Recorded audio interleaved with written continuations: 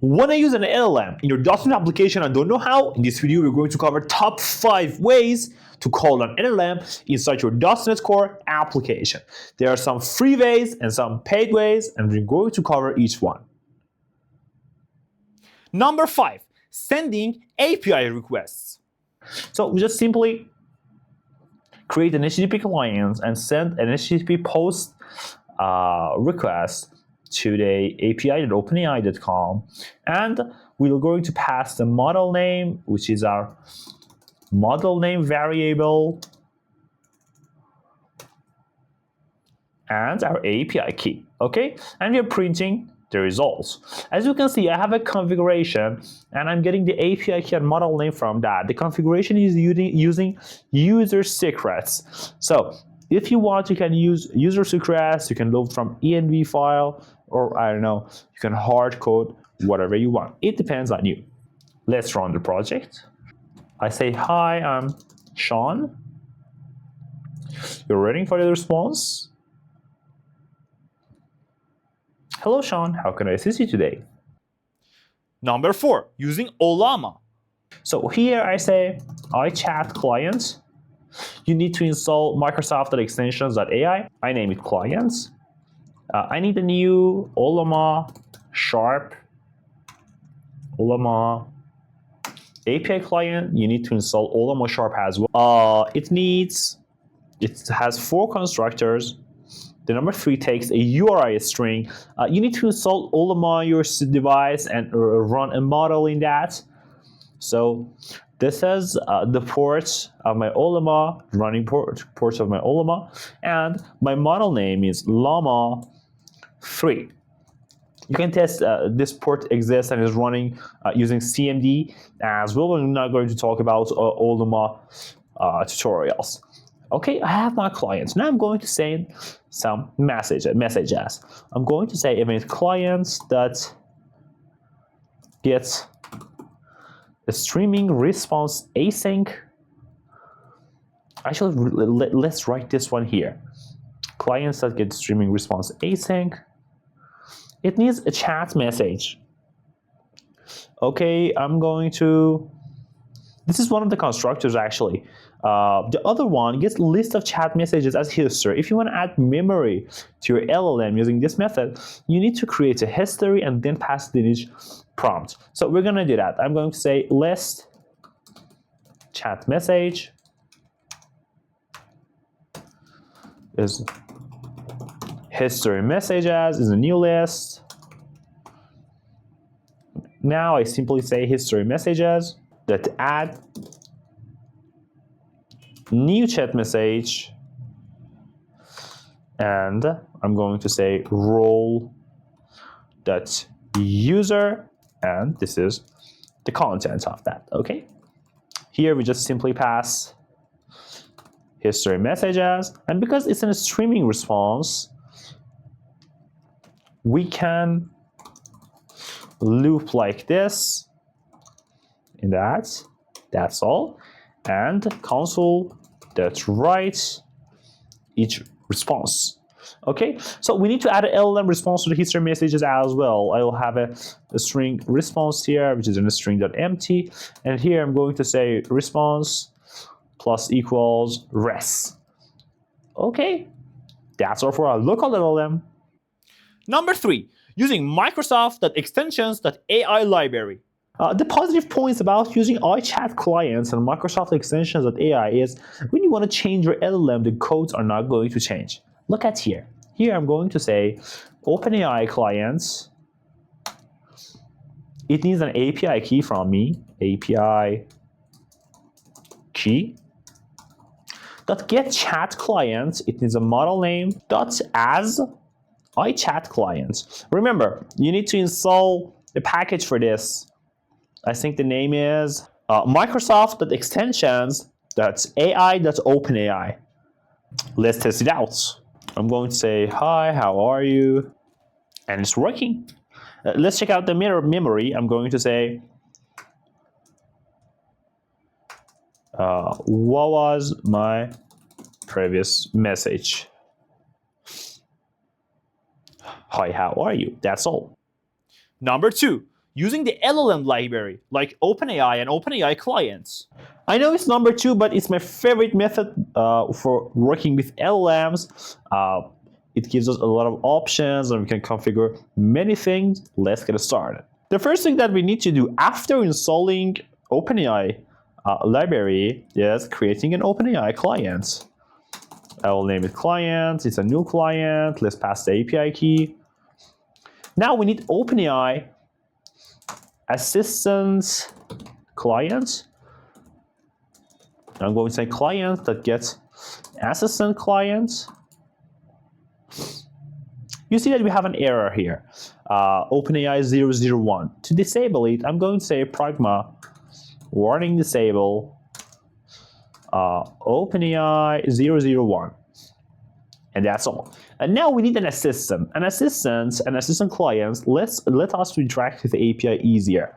So I'm going to say assistant. This is a robot actually. This is our AI. Equals await assistant client. Come on. Get assistant async. I'm going to pass, create assistant async. If you already have an assistant, you can get the ID here, pass the ID here and get it. I'm going to say model name and new assistant creation options, okay?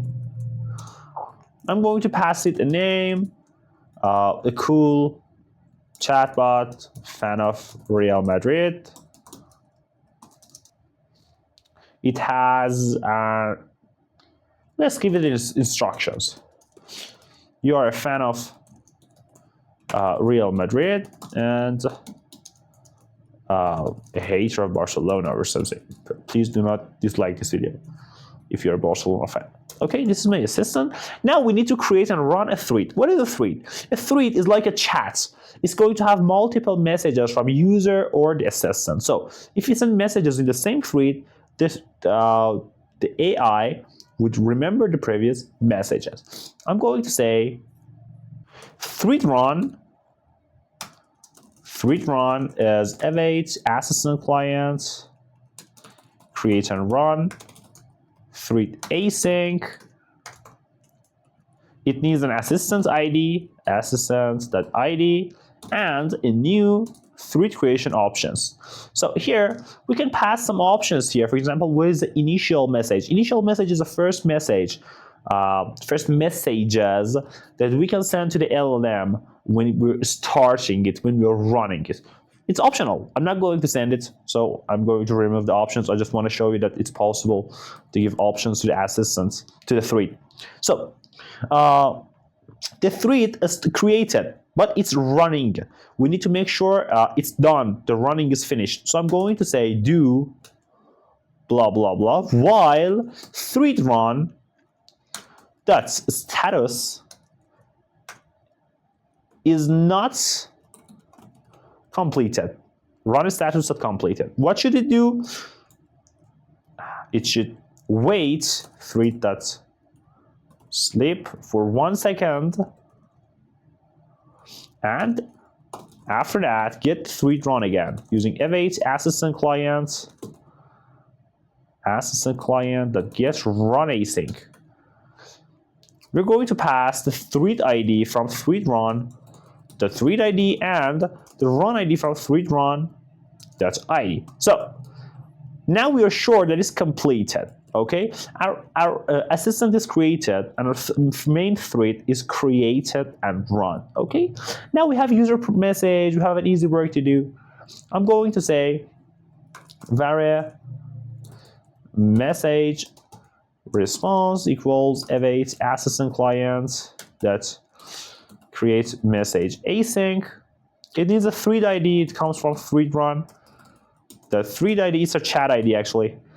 And let's see what it was. It was a message role that user, and it needs an enumerable of message content, which contains one or more messages. So I'm going to say var messages equals new list of message content, and I'm going to Yeah, I just give it, oops. I just give it one item, which is user prompt. And I pass messages here. So we have added our first message and it's created. But is it answered? No. For answering it, we should run the thread again. And OpenAI is going to handle the answers. What I'm going to say is var message run equals await assistant client that create run async. It's going to run for me. It says give me your thread ID. Okay, this is a thread run. The thread ID again. Do you need anything else? And the assistant's ID. Okay, assistant dot ID. So it's run. The return type of this, the result of this, is exactly a thread run. So I just need to copy and paste. Oops, copy and paste this code again to make sure the run is completed. Okay, this is our message run. Now the answer of AI is created as well. We need to load the messages and write them in the console. I'm going to load the messages by saying messages equals assistant clients dot get messages async. It says give me your thread ID. I'm going to say message run the thread ID and new options. Why options? Are we going to load all of the messages? Messages list, let's say. Are we going to load all of the messages? No, we only need new messages. Okay, so we're going to filter by after ID. It gives a message ID. It says I'm going to load the messages that are created after this message ID. Where does it come from? The message response dot ID dot value dot ID. Very beautiful, very nice. Now I can easily loop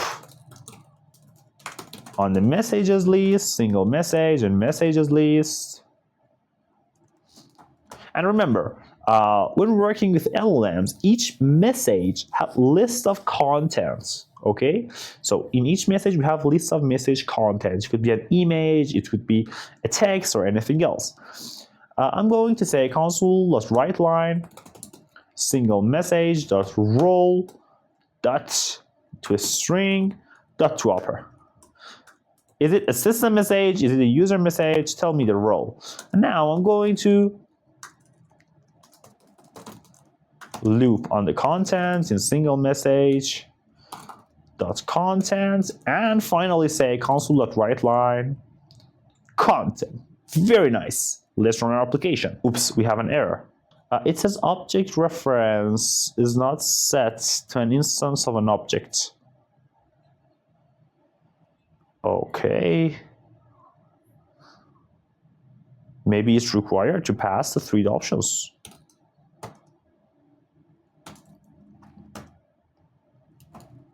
Let's run it again. Okay, it's fixed. I'm going to say, I'm Sean. Okay, the only problem is we're not writing correctly. Let's see what we did here. Oh, contents dot text, actually. Let's run it again. I'm going to say, I'm Sean again. With a simple typo. Oh my God, look at the answer. Very long answer. Say my name. It's something like Heisenberg. Waiting for the answer. Nice to meet you, Sean.